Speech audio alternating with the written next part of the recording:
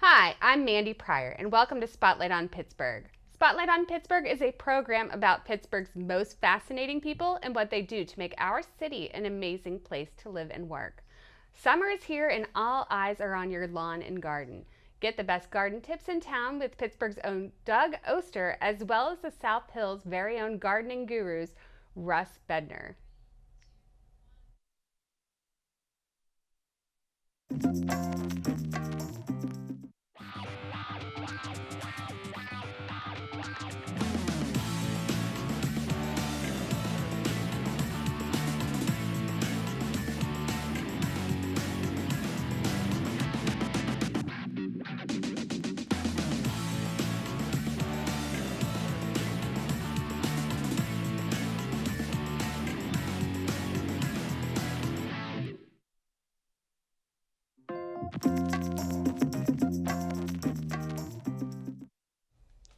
Hi, and we are back on Spotlight on Pittsburgh. I am here with Russ Bedner. How are you? Doing well. Thanks so much for coming on today. Sure. So I brought you on the show. Obviously, it's aiming toward the end of the big busy season for you. How do you feel about that? It's hard to come down because it's like you're used to going so fast all the time. But it is nice to have a little reprieve and get some office work done. And we're actually planting mums for our fall crop. And you said briefly when we spoke before this that you plant 6,000 mums. We do. So you're like a mum factory almost. We got, So for everyone out there, tell us a little bit about Bedner's Farm and Greenhouse, what you guys do, and why they should come. Obviously, I know why, but we have to tell them why. So I'm fourth generation. Dad started the actual garden center portion of things, growing the plants, and my wife and I have evolved it into a year-round garden center. So we're open middle of March until the end of almost to Christmas. So we have anywhere from events going on every Wednesdays and Saturdays. We have all of your plant needs, as in perennials, annuals, nursery stock, trees and shrubs, and also a bunch of other stuff to just come and do. So on our Wednesdays and Saturdays, we have the events going on. We have our food truck. We also do wine tasting, so I make wine as well. And so we enjoy giving back to the community and educating people to be successful. So that is our main goal of being where we are. And what have you seen in terms of what are people buying? Like what's kind of been the go-to this summer? Go-to, I mean, obviously the annuals is always a go-to, like hanging basket for your porch or in the ground. And veggies is a hot one currently.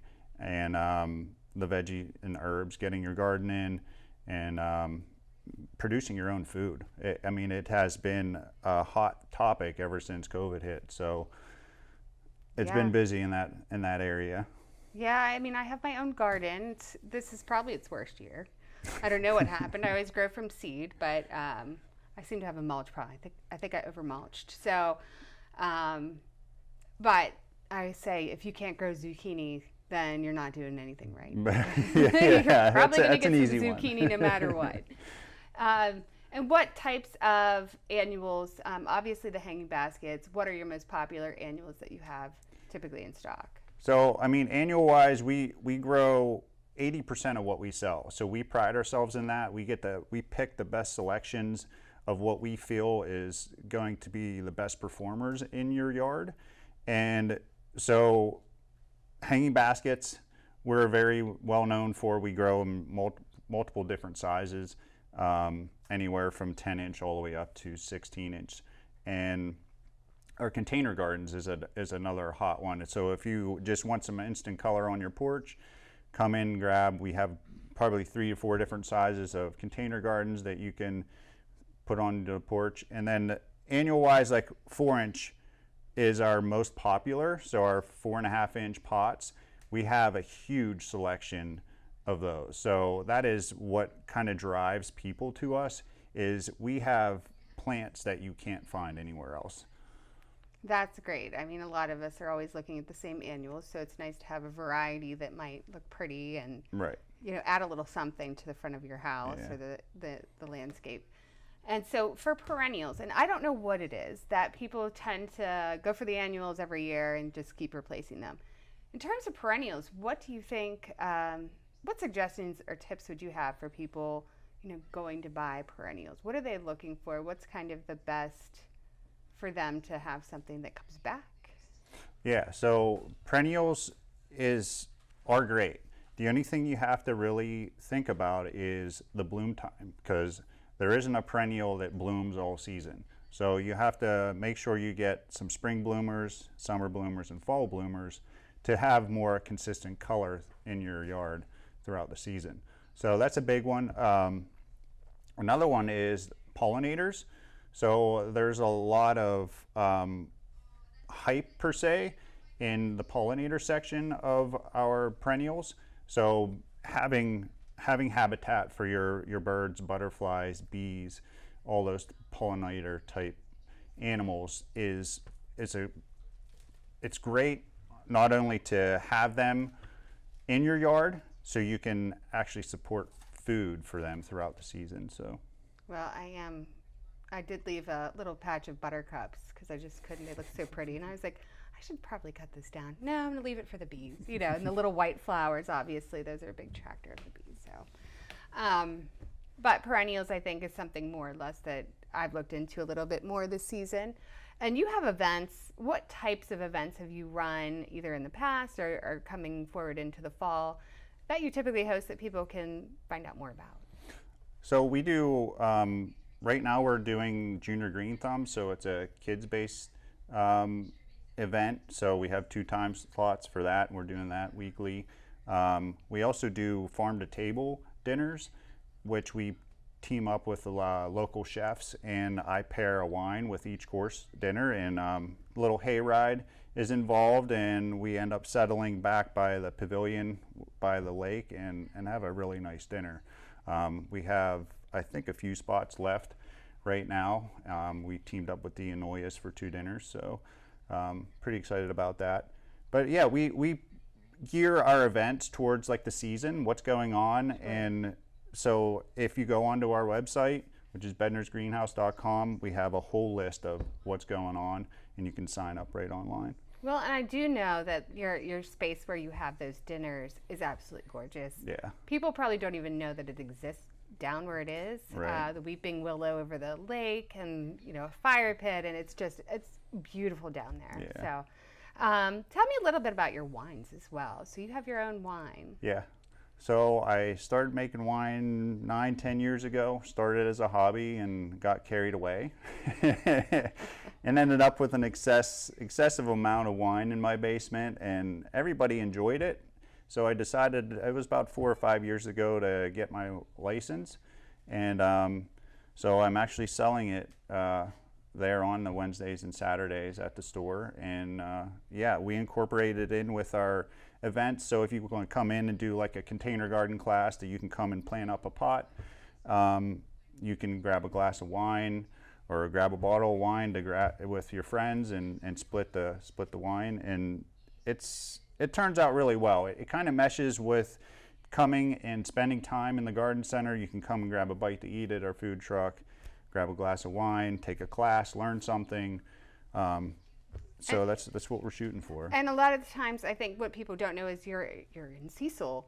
Right. They think of the Upper St. Clair location, but it's really sprawling up there. It's Yeah. a beautiful place to visit, especially if there's wine and food trucks. And Right. yeah, there's flowers too, right? Yeah. So do you have anything else going on there that we haven't talked about?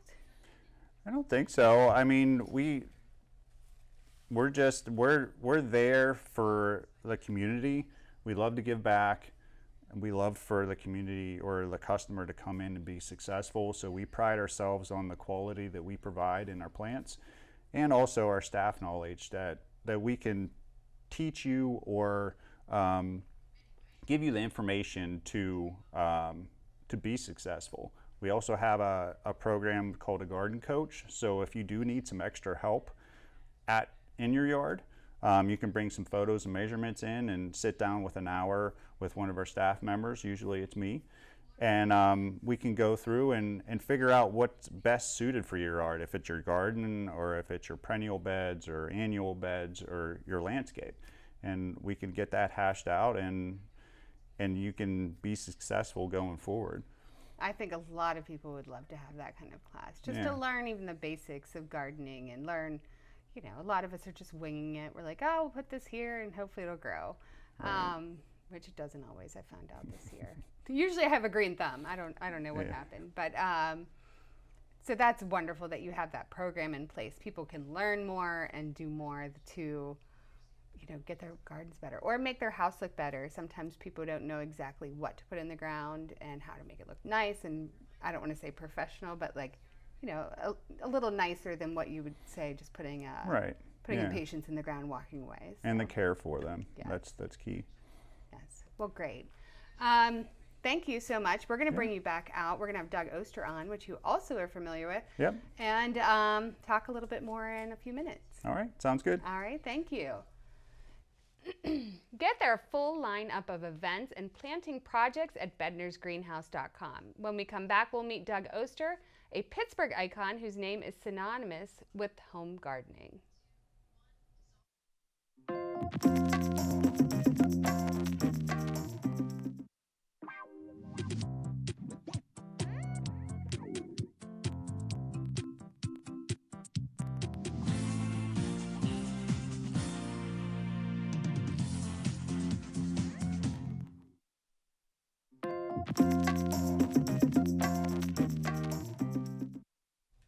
Hi, and welcome back to Spotlight on Pittsburgh. I'm here with Doug Oster, who everybody should be familiar with, and if you're not, you're about to be. Thank you so much for coming on today. Thank you for having me. You're very relaxed. You've done this a time or two. So tell me a little bit, for those who don't know, a little bit about yourself. So I started in newspapers as a photojournalist, actually. Came into it through photography. I had been a photographer as a kid, and I started working for my local paper, and as my life progressed and we got our first house and such, I became obsessed with gardening. And at each paper that I worked at, besides taking the pictures, I would write something about gardening, and it just got more and more garden and less photography. And so I came to Pittsburgh about 25 years ago to work at the Post-Gazette as a picture editor.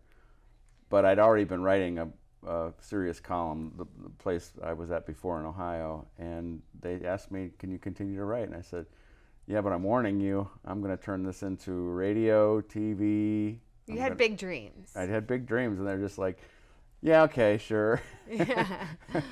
And it all came true. It was, very enjoyable, and it transferred out of photo into writing gardening, but I use my photo skills to photograph the garden. I love that part of it. That's what I like about life's journey. You never know why you're doing what you're doing at the time, but then later it all comes together. So I started gardening also when I was a kid. My grandmother gardened, and I'm a very nostalgic person and have a lot of memories. And one of them is hanging upside down in the front yard of my grandmother's house in Lisbon, Ohio, looking at her upside down, working on these tomato plants, and I can just picture exactly what she was wearing, this like house coat with like purple piping, Yes. You know how it is. Sometimes you have these memories, and I went over and I was really intrigued, and she gardened in what she called a gully between the two houses. And I begged my mother when I got back home to have a vegetable garden. We bought this house, and it had a big redwood pool in the backyard, and my dad said, you boys will be in trouble in that pool. I'm selling that pool. And what was left was this little square. Just the right size. Yep, and I said, Mom, can we have a vegetable garden there? And that's how it started. That was like the first raised garden bed. Yeah. Yeah, exactly. It was all you. Yeah, it was before anybody knew about raised beds. Yeah, so, I gardened for the same reason. My grandmother, Italian, she Always had a patch of strawberries in the backyard. Always arugula, which we had to eat all the time as a kid. I still don't like arugula all that much. And grapes, and I can't remember what else. Probably another type of lettuce. But that's kind of what made me want to garden at my age right now. And I don't grow anything she grew. I think I planted some strawberries, but they never turned up this year. So Strawberries are tough. I was way late. I mean, like, way past, they're supposed to be coming out of the ground, and I'm like just getting them in. So but yeah, so now your dreams have come true. You have a radio show. You're on Pittsburgh Today Live. So tell me, what's your focus? What are you trying to do out there now? You know, it's all about just kind of following the season through for people and helping them with these seasonal problems. You know, when we have lots of rain early, it's slugs. Yes. And so every day I'm getting questions, what's eating my plant? Because a slug eats at night. And so they don't see any bugs on it, but it's got holes in it. I said, it's slugs. You know, I did one this morning where a woman had this tree. It's called a red bud tree. And it blooms really early in the season, and it has these heart-shaped leaves. Well, there's like little notches out of all of them, and it's leafcutter bees, which are no problem. But if you didn't know that, you know, if you just like, something's eating my wonderful red bud tree, but leafcutter bees are just taking these little pieces out, and it's okay. And they love red buds. Yes. And so it's just, I really just enjoy helping people with their gardens and then telling the stories. That's the thing that I really live for. I could be retired, but I just love meeting these people and telling their stories, and everybody has a story. Just like when you're telling me about your grandmother. Yes. And now you've passed it on to your Yes, my kid. 2.5-year-old's in there. My older child used to. He's not as into it now, but he loved planting on the seeds, and we had like a little water bottle. So it just gave the right amount to the seedlings. That's just wonderful, passing it on. That's basically what I'm doing to you know, for lots of different gardeners, is just passing it on. And it's just so enjoyable, you know. And I work on a lot of projects. I work for Farm to Table of Western Pennsylvania, and they're trying to get fresh food into people's hands. And so actually Russ has helped me with many of my projects, supplying plants where I'll go into an urban environment, have these big fabric pots, yes, fill them up with the stuff called pit moss. That's not peat moss. Different. Yeah, they make it locally out of recycled newspapers. Oh, that's nice. And it uses 2/3 less water. So this is the perfect thing for a container. So we'll fill up these 15-gallon containers, and people will come and we'll plant tomatoes and peppers and lettuce, whatever they want to plant. And then they can take that fabric pot home with them. And as long as they keep it watered and fertilized, it should grow. It's going to grow.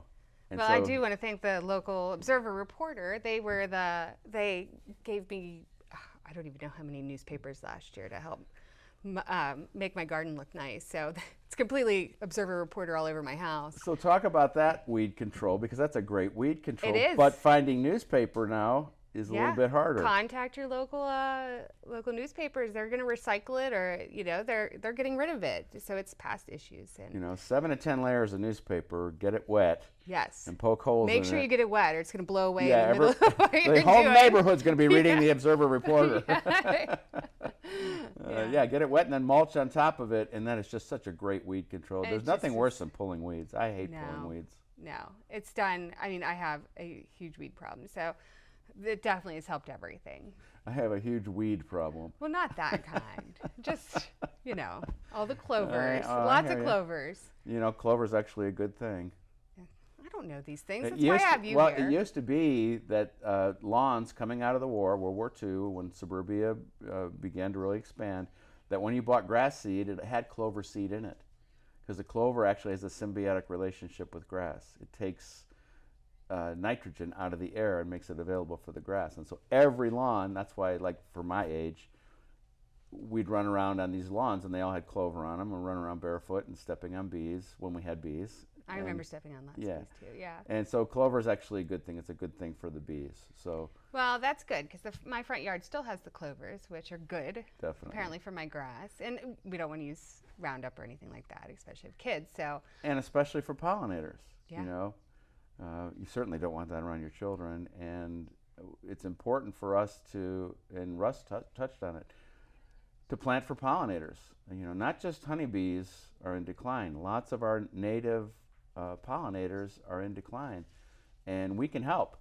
You know, by not using pesticides, herbicides, by growing lots of different things. You know, I've got a garden, 30 by 40 vegetable garden that's just filled with flowers too.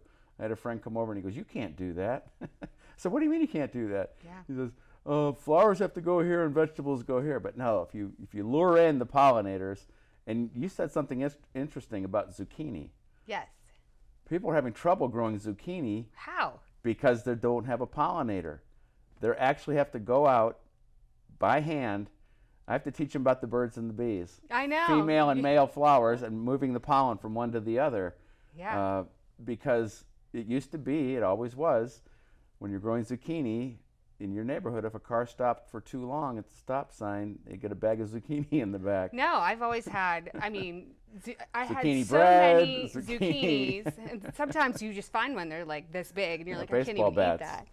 I had so many last year that I made fried zucchini flowers because I'm Italian, so they were delicious. Oh, that's wonderful. Definitely a delicacy that, you know, and it stops some of the zucchinis from coming in that you don't want. Did you stuff them with anything? I didn't. No, I you put like didn't. goat cheese in there and pine nuts. Maybe this year. Mm-hmm. See, you're just gonna have to come to my house. Okay. You just make me food. You had me at zucchini flowers. Yes, yeah, zucchini flowers, very delicious. Unknown, like most people don't think to eat that part of it. But. You know, it's also funny you bring that up because, and talking about the arugula, I'm growing arugula, dandelion greens, mustard greens, all these weird greens. My kids are grown and gone, but when they come back, they want the salad with that crazy stuff in it, with the peppery arugula and the mustard greens and stuff, because you can't get it anywhere else. That's what they grew up on, and that's part of gardening, is growing these things that you love, turning it into kind of a family dish, and when they do come back, that's what they want. They want that taste of home. Yes, exactly. Well, I could have you on here forever. How can people find you so they can get more amazing tips on gardening and everything outdoors? It's all at DougOster.com, and everything I do is there. I got lots of fun projects. I give away seeds and always answer all. And you're at the Home and Garden Show always. Oh yeah, we got one That's coming actually how up. I heard of you first. Coming up again in the fall. They have a fall one this year now. Oh. So a 3-day fall one, which is going to be fun. I love going to the Home and Garden Show because I see lots of people there, and we can talk, and I get story ideas too. You know, you meet somebody interesting, they tell me a story maybe about their grandmother turning them on to gardening, and we can tell the story. Good. Well, wonderful. Well, we're going to bring Russ back out in a moment, and you guys can talk about what you two do together. Okay. And thank you so much for coming on. Oh, thank you. Get more great tips on Doug's website at DougOster.com. We'll be right back after a quick break. I already have some cucumbers going in another bed, but I went to a local nursery, Bedner's Farm and Greenhouse, and I saw these, and I had to get them because these are much further along than mine. Mine are about an inch tall. And so whenever we're planting anything, we're always adding compost. This bed has just been filled with compost. Compost gives the plants everything they need. During all my videos, you're going to hear me talk a lot about compost and a lot about improving the soil. And so cucumbers, for the most part, they don't like to be transplanted, but instead of starting from seed, you're starting with a huge one like that. And so we're just going to go for it, and it'll set them back a little bit. But we picked the perfect day for planting. We're dodging raindrops. There's rain on the way. We're trying to get the video done before we get poured on. And so we're going to get these in the ground. It's pretty simple. And you can see these roots. This thing's ready to go, and there's no need to do anything there. That would set them back even further if you had to do that. All right.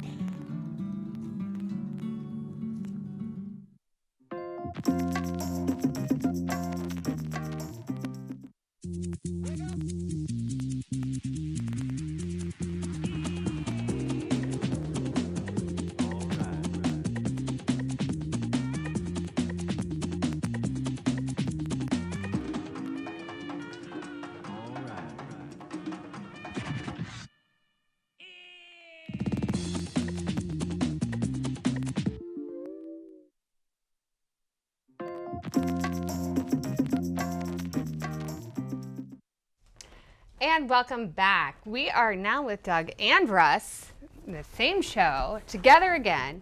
So you two have done some work together. You continue to do work together. So could one of you tell me more about what you guys do?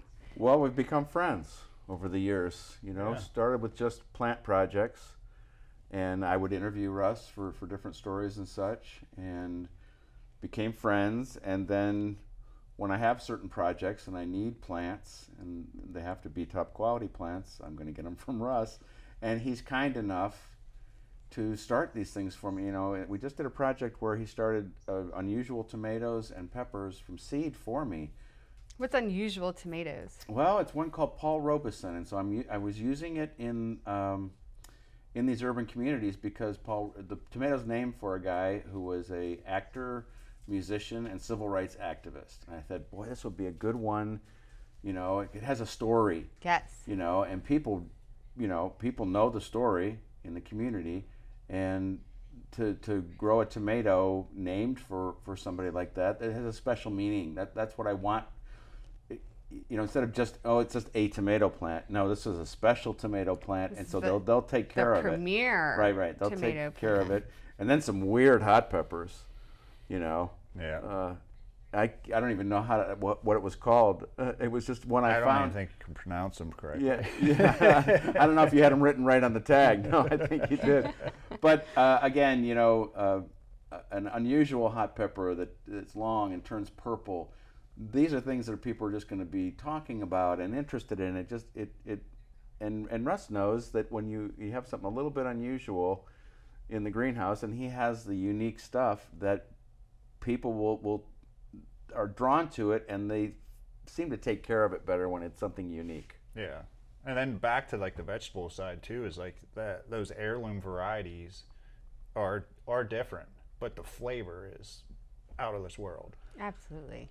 Yeah, and it's interesting to see the kind of evolution of gardening coming back to these heirlooms, old-fashioned tomato plants that, again, they have that amazing flavor. And again, stories. Well, and how many tomatoes do you pick up? Roma tomatoes, and they just don't have that flavor. Like the heirlooms, I know. I mean, I haven't been up to Bedner's in a little bit, but I know the Giant Eagle out in McDonald occasionally might have a couple heirlooms. So you have to look for them, but they taste better. They have more flavor. It just does add something. And then when it's out of your own garden, yes, there's nothing that can beat a homegrown tomato. And we think that transcends to all vegetables. At least it does in my garden. Whether it's onions, garlic, whatever it is, anything, potatoes that you get out of your own garden, there's just nothing like it. I call it bruschetta season. I go in and I've got my baskets of all different, because I plant all different kinds of tomatoes. So when are we invited over for the bruschetta party? Well, we'll see how my tomato plants turn out this year, but I will definitely bring some bruschetta somewhere. Russ's dad, in April, gave me this tomato plant in this huge container, and the tomatoes are already turning. It's just amazing what they do.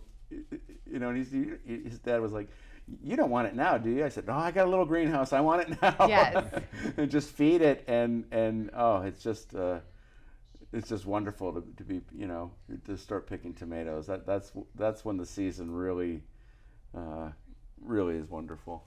Yeah, we actually picked our first round of tomatoes out of our high tunnel, and we have them in the store for sale right now. And it's like that. It's that fresh, homegrown. I'm on my way after the show. Let's go. Yeah. So as a reminder, as we're wrapping up here, shop farm, plant your own, and then you'll have the best quality. So definitely go to Bedner's, follow Doug, learn more about what he's doing, so you can get tips or get your garden coaching going on with Russ here. I guess you better come to the garden coach. I know. I think when you were saying about your garden, we need to help you. I've had better years. I think I didn't incubate them long. I don't know. It was whatever. It'll be fine. I'll get stuff. I'm just pessimistic right now, right? So I have to be optimistic that I'll get all the vegetables. Play it as a learning experience. Start over, grab something else, and put it in that spot. Exactly. I have things working all over the place. So I just want basil. I don't know why I have a basil problem this year, but We'll see. He has the best basil, and I bought one. Oh, I'll have to get one. to die for. And inexpensive, too. Big and Leafy. wonderful. I and just love the green. smell. Oh, yeah. That's the smell of summer. Yes, exactly. Well, thank you both so much for coming on today. thanks for and having we look us. forward to sharing this out with our audience and sharing it out with all of Pittsburgh. Thank you so much. Thank Thanks. you. Thank you once again, Russ Bedner and Doug Oster, for joining us on this episode of Spotlight on Pittsburgh, and thank you all for watching. Don't forget to follow us on Facebook and Instagram at Spotlight on Pittsburgh, and join us again next time when we shine the spotlight on 2 new guests.